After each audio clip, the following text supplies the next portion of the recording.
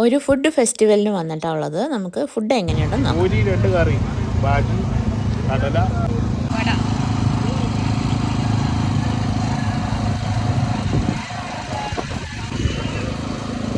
നല്ല കാറ്റോ.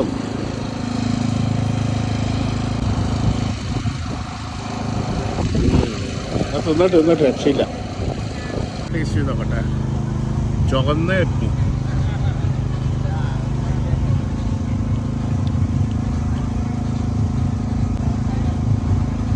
ചട്നി.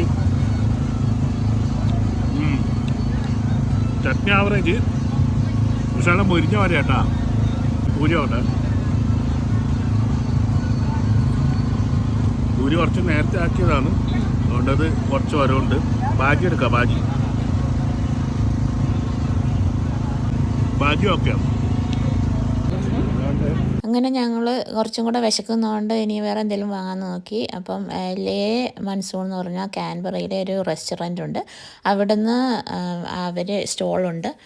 അവിടെ മന്തിയുണ്ട്, ബനാന ഫ്രൈ ഉണ്ട്, ഫ്രിറ്റേഴ്സ്, അങ്ങനെ കാര്യങ്ങളുണ്ട്. അത് വാങ്ങി.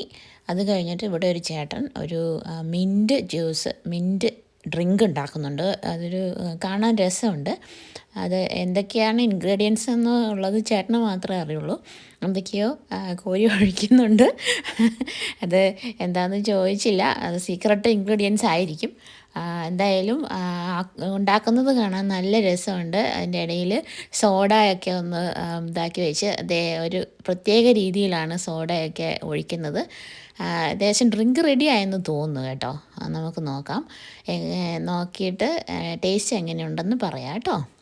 എന്നിട്ട് നിങ്ങളും വന്ന് ടേസ്റ്റ് ചെയ്ത് നോക്ക് ഇങ്ങനെ ഫെസ്റ്റിവലൊക്കെ വരുമ്പോൾ.